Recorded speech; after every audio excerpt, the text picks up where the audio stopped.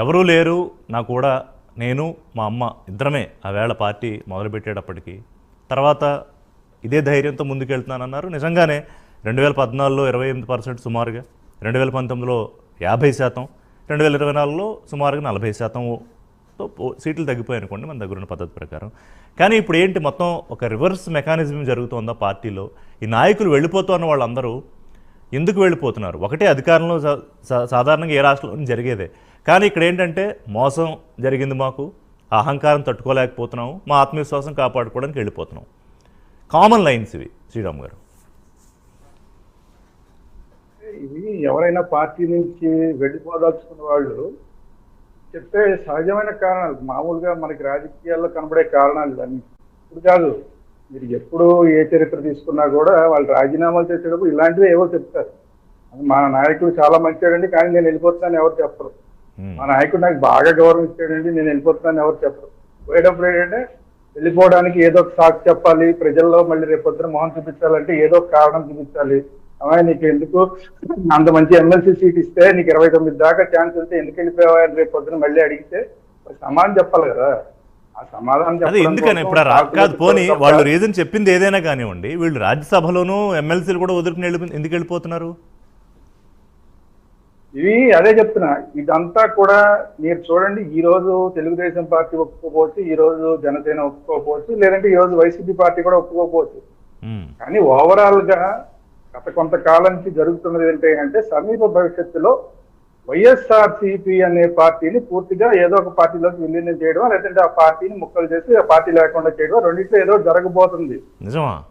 దీంట్లో పెద్ద మనకేమి రాకెట్ సైన్స్ ఏమి లేదు. లేకపోతే ఏంటంటే ఎవరికన్నా ఎక్కడైనా ఇబ్బంది అయితే ఓడిపోయినా సరే వాళ్ళు ఏదో షెల్టర్ కోసం వెళ్ళారు అనుకోవచ్చు. కానీ 29 దాకా ఎమ్మెల్సీ ఉన్న వాళ్ళు, లేదంటే 29 దాకా ఎంపీలుగా రాజ్యసభలో కూడా ఉన్నవాళ్ళు, ఇంకా తర్వాత కూడా ఉండే అవకాశం ఉన్న వాళ్ళు కూడా రాజీనామాలు చేస్తున్నారంటే కారణం ఏంటంటే ఎక్కడి నుంచో ఏదో జరుగుతూ ఉంటుంది.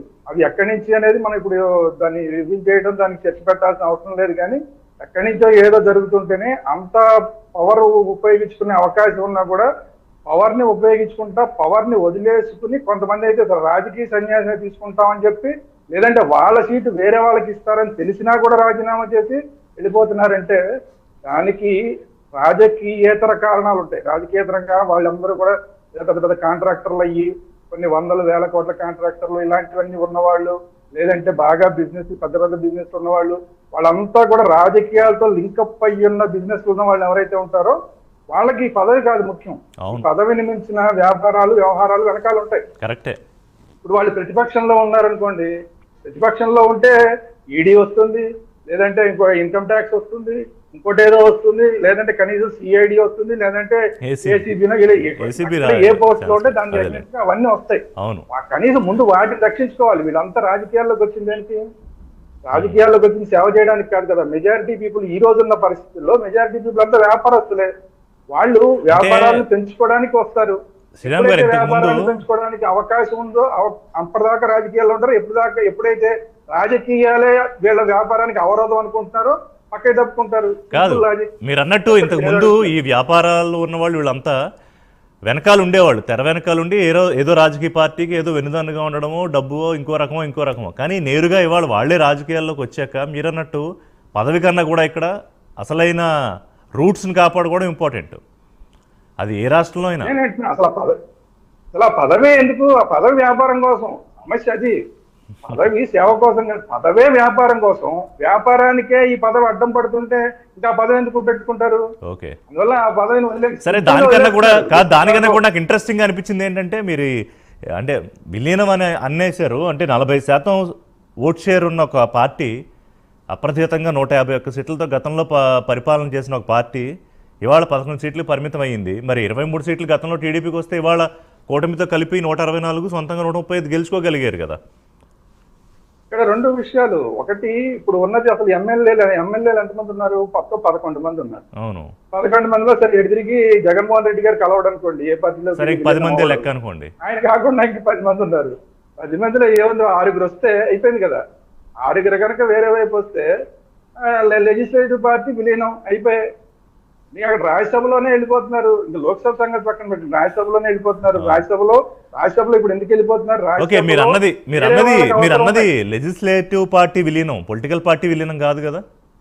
అదే లెజిస్లేటివ్ పార్టీని మొత్తం అదే చెప్తున్నా, అన్ని step by step. Okay, legislative party కూడా ముందు అవదండి. లెజిస్లేటివ్ పార్టీ ముందు అనుకోకండి. ముందు వీళ్ళకి ఎక్కడ పవర్ ఉంది, ఇప్పుడు ప్రస్తుతానికి పవర్ ఉన్నది అంటే అక్కడ లెజిస్లేటివ్ పార్టీ కలిస్తే ఉంది, కలవకపోతే ఉంది, పెద్ద ఇష్యూ కాదు. ఇప్పుడు మండలిలోనే ఇందాక మన మిత్రులు గుర్తు చేశారు, మండలిని రద్దు చేద్దాం అనుకున్నప్పుడు నేను ఫస్ట్ చెప్పిన వాడిని నేను, మీ వల్ల కాదండి జగన్మోహన్ రెడ్డి గారు మండలిని రద్దు చేయడం అని చెప్పారు. ఓకే, ఏమైనా సరే జరుగుతుంది చూడండి అని అందరూ అప్పుడు ఛాలెంజ్ చేశారు వైసీపీ వాళ్ళు. వాళ్ళ టెన్యూర్ 5 సంవత్సరాలు అయిపోయింది, 4 సంవత్సరం కూడా అయిపోతుంది. అది అయ్యే పని కాదు అది. సో ఇప్పుడు అదే వైసీపీ పార్టీకి అదే మండలి, వాళ్ళు రద్దు చేద్దాం అనుకున్న మండలే ఈ రోజు వాళ్ళకి పవర్ ఇస్తోంది. ఏమాత్రం కాస్త కొత్త పవర్ ఉందంటే ఆ మండలిలోనే. ఇప్పుడు మన మిత్రులు ఇప్పుడే జాయిన్ అయ్యారు, ఆయన కూడా మండలిలో ఉన్నట్టున్నారు కదా. సో ఆయన వీళ్ళందరూ మాట్లాడడానికి పవర్ ఎక్కడి నుంచి వస్తుంది అంటే అదే మండలి ద్వారా వస్తుంది. సో ఆ రోజు ఏదైతే వద్దనుకున్నారో ఇప్పుడు అదే వీళ్ళకి రక్షణ కవచంగా ఉంది. ముందు ఆ రక్షణ కవచాన్ని తీసేయాలి. ఇప్పుడు ఆ రక్షణ కవచాన్ని తీసేయాలంటే కారణాలు రకరకాలు, బయటికి వెళ్ళిపోయే వాళ్ళు ఏ కారణాలు చెప్తారనేది పక్కన పెట్టేయండి. ఇప్పుడు నెమ్మదిగా అడుగుదాం కాదు